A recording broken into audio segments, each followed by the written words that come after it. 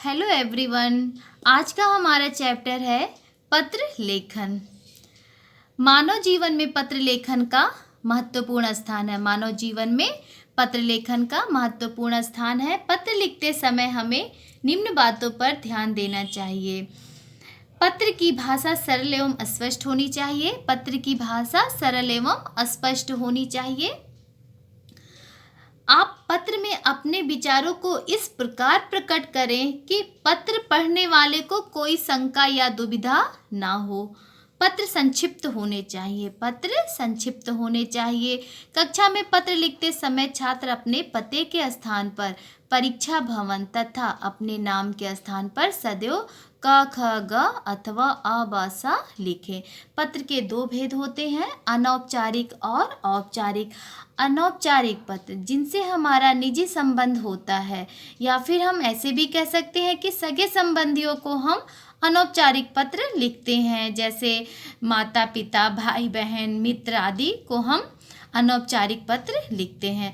औपचारिक पत्र जिनसे हमारा निजी संबंध नहीं होता है, जैसे विभिन्न सरकारी, अर्ध सरकारी अधिकारियों, कार्यालयों, संस्थाओं आदि को लिखे जाने वाले पत्र क्या कहलाते हैं? औपचारिक पत्र कहलाते हैं। औपचारिक पत्र को हम कार्यालयी पत्र भी कहते हैं। औपचारिक पत्र को हम कार्यालयी पत्र भी कहते हैं। इसके दो भेद हैं, व्यावसायिक पत्र और कार्यालयी पत्र। ग्रीष्मावकाश में किए गए सामाजिक कार्य का वर्णन करते हुए अपने मित्र को पत्र। मित्र को पत्र, ये पत्र का कौन सा भेद है? अनौपचारिक। ग्रीष्मावकाश, गर्मियों की छुट्टी में सामाजिक कार्य का वर्णन, आपने जो भी सामाजिक कार्य किया उसका वर्णन करते हुए अपने मित्र को पत्र लिखिए। सो स्टूडेंट्स, ध्यान दीजिएगा, इस तरह से एग्ज़ाम में भी पत्र आ सकते हैं, औपचारिक या फिर अनौपचारिक पत्र लिखने के लिए, तो आप ध्यान दीजिएगा इस पे। R97/2 जनकपुरी, यहाँ पे आप अपना एड्रेस लिखिएगा। नई दिल्ली, तिथि या फिर दिनांक 24, जो भी डेट रहेगा, जिस डेट पे आप पत्र लिखेंगे वही डेट यहाँ डालेंगे। जून 2020 जो भी होगा। प्रिय मित्र विवान, या आपका जो भी मित्र होगा उसका नाम होगा, आप वहाँ यहाँ पे अपने मित्र का नाम लिखिएगा। सब प्रेम नमस्ते, कल ही तुम्हारा पत्र मिला। कल ही तुम्हारा पत्र मिला, पढ़कर खुशी हुई कि तुम्हारा यूरोप भ्रमण का कार्यक्रम सफलतापूर्वक चल रहा है और तुमने वहाँ ढेर सी खरीदारी भी की है। मित्र, मैं तो इस ग्रीष्मावकाश में कहीं जा नहीं सका, फिर भी मुझे लग रहा है कि यह मेरा सबसे अच्छा ग्रीष्मावकाश रहा। इस बार हमारी कॉलोनी के लगभग 20 बच्चों ने कॉलोनी में ही रहने वाली ज्योति मैडम के साथ मिलकर कई सामाजिक कार्य किए। सबसे पहले तो हमने नेपाल के भूकंप पीड़ितों के लिए खाने का सामान, कंबल, कपड़े, दवाइयाँ, टेंट आदि एकत्रित किए और फिर सारा सामान नेपाल एम्बेसी में दिया। यह सोचकर बहुत संतोष होता है कि यह सामान किसी ज़रूरतमंद के काम आएगा। हमने अपनी कॉलोनी की सफाई भी की और जगह जगह कूड़ेदान रखे। सभी निवासियों से अनुरोध किया गया कि वे कूड़ा कूड़ेदान में ही डालें। हमने लगभग 50 नए पेड़ भी लगाए। इस कार्य में हमारे क्षेत्र के विधायक जी ने भी सराहनीय योगदान दिया। ये सब कार्य करके मुझे बहुत खुशी मिल रही है। अब मैंने जाना है कि दूसरों के लिए जीने में कितना सुख मिलता है। अब तो विद्यालय खुलने का समय भी निकट आ रहा है। तुमसे ढेर सारी बातें भी कहनी सुननी है। दिल्ली लौटते ही मुझसे मिलने आना। अपने माता पिता को मेरा प्रणाम कहना। तुम्हारा मित्र दिव्यम शर्मा। यहाँ पे आप अपना नाम लिखिएगा।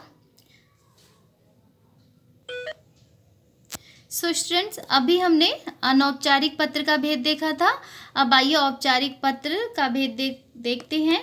प्रधानाचार्य को अवकाश हेतु पत्र, जो कि आप लोग अक्सर एप्लीकेशन लेके जाते हैं, वही औपचारिक पत्र का भेद है। जब आप एप्लीकेशन लेके जाते छुट्टियों के लिए, अक्सर आप लोग शादी में जाते हैं, छुट्टियां लेते हैं 2 दिन 4 दिन की, तो वो आपका कौन सा पत्र का कौन सा भेद है?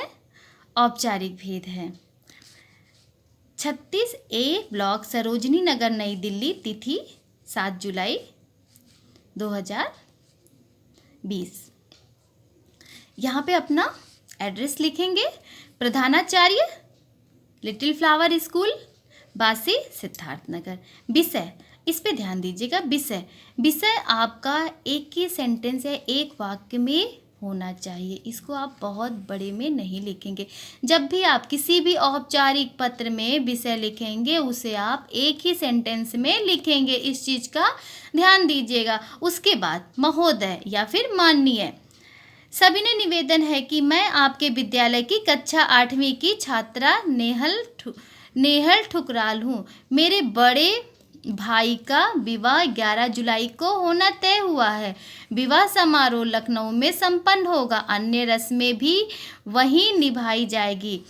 कल प्रातः ही हमें वहाँ के लिए रवाना होना है। आपसे अनुरोध है कि मुझे एक सप्ताह 8 से 14 जुलाई तक का अवकाश देकर कृतार्थ करें।